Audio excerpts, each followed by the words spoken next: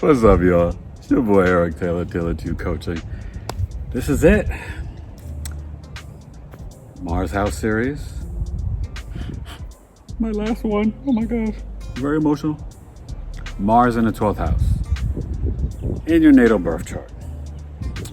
Like always, please share, like, subscribe. Read the description down below. I have all my information, social media, prices, services. It's all down in the description, I guess below or to the right, depending on how you're looking at it. But anyway, that's what it is. That's what it's all about. So what is Mars? For the last time. Unless you see the aspect series, which I'll do a Mars aspect soon. But Mars is the soldier, the warrior. It's your energy. It's your willpower, your drive. For men, your sex drive. For ladies, maybe the type of guy you're sexually attracted to. Mars is that action, right? It's the penetrator. Mars is surgery. The adversary, the warrior, the weapon. It cuts and divides. It's blood, right? It's metal. Mars is the athlete. It's very competitive, okay? It's arguments and fights. You know, Mars is it's no joke. So it's at home in Aries and Scorpio, right? Sorry, it's crazy bright. It's at home in Aries and Scorpio, and it's exalted in the sign of Capricorn, okay? So that means it falls in Cancer, and it's debilitated in Libra and Taurus. What's the 12th house? Well, this is your loss, your undoing, loss of energy, loss of debt, loss of, sometimes could be life. I mean, it's a lot of things. But it's jails, hospitals, isolation, monasteries. It's spirituality, dreams, the subconscious and the unconscious mind. It's hidden talents. You know, like talents you have, but you don't really tap into them. You might even doubt yourself. It's the 12th house. It's foreign lands for import and export. Okay, so I'm rocking this. I think it's either a Korean or Japanese baseball team. Got it years ago from a friend. It's also your dreams, bed pleasures, sleeping, and for sex. Okay? The 12th house is really deep, you know? But also, medical astrology rules the feet, you know, sort of like that Pisces placement. But, okay, so when you have Mars here, you know it's opposing the 6th. Okay? It's trining the 4th house, right? And squaring the 3rd. So, a couple things. These people, they can lose and spend a lot of money, get a lot of debt. They just, you know, they could have, you know, like 100 pairs of shoes, ladies, right? 50 different bags, Gucci, Prada, this, that, whatever, you know what I mean? I've seen this, okay? Mars, here, you actually can be very action-oriented towards charity work. These people can be very charitable, and they just do it. It's just like part of their mission. They don't even talk about it. You can find here Mars to create someone who actually could be a pretty decent athlete. It's like a hidden talent. They don't really play sports that much, but then, like, you know, is that like the family cookout or barbecue, throwing a frisbee or the football around, and all of a sudden they like come in and make a great play, and you're like, what? Like, this could be a male or a female. You're like, what? He's like, you're good like that? You know, like, it's or someone that runs like a marathon or something. Oh, I just always wanted to run, and all of a sudden they just run, and you're like, what? This also can create, I told you about a lot of debt, but Mars here also, you can see your enemies coming from the marriage life. It's not, this isn't like cheating on your spouse or anything like that, you know, because the 7th house is open enemies, and then 7 is 6 to the 12th house. You can see the open enemies coming, trying to mess with your marriage. You know, the brother-in-law, the sister-in-law, the neighbor, you know, the cousin. It's like trying to get involved in the marriage. You can see that, and you will overcome them and, you know, protect the marriage. With women having this placement, they can actually marry, potentially.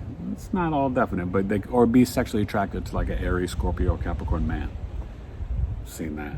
And potentially marry them. You can move from your childhood home. You know what I mean? You can kind of be a little, I don't want to say separate, but there can be a little divide from your the mother side of the family. You can see that sometimes. But you would, you know, try to honor your mother. You can also, you can be very assertive and aggressive and even drive fast in your local community. You know, you can make money in foreign lands. You know, travel. These people like to travel a lot too, you know, and they just spend a lot of money on frivolous things, like, and it creates debt. Like, it's kind of crazy. They can be very sexual in the bedroom. Like, they can be so like well put together and charming on the street and whatever, but like behind closed doors in private and isolation,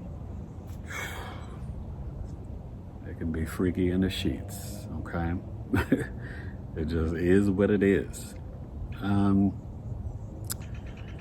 It's really a good placement. You can have arguments at work. You can actually have affairs at work. Find love at work. Okay? I've seen that play out as well. So, you know, I think you can be the one that's on the other side of the affair, like messing up a married couple, whether you're the woman or man, especially if this was in Taurus, Libra, or Cancer. I guess it could be like in Virgo or Aquarius too, but just specifically, you know, if it's in its fall or debilitated. And those people, you can potentially have more debt. Yeah. No, this is the end of the Mars series. I'm trying to tell them. The birds like talking to me, you know? So, you know, Mars is a great planet.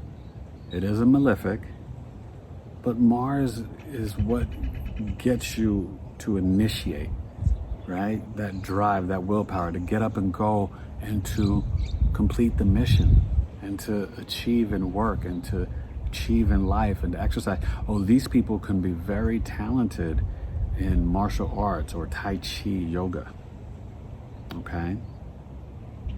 But they don't, funny enough though, they don't like to exercise that much. Not as much as most Mars placements. So, and their subconscious mind is always wandering. Like these people don't really sit still mentally. You know, they can study and get into some sort of spirituality. Then they are reading about some self-help book. Then they're into this. Then they're into that. You know, it's not that they don't have deep faith. They're very spiritual people, but they're just kind of always moving, always, you know, jumping around, learning this, studying that, right? Also, they can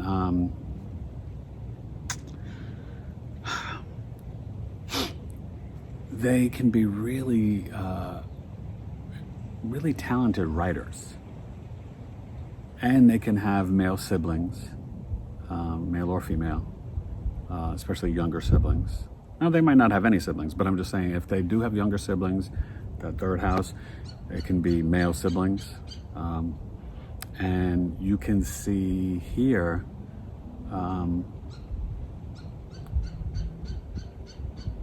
the writing can be romance, sexual fantasies, like a spiritual story, like a spy, some action thing.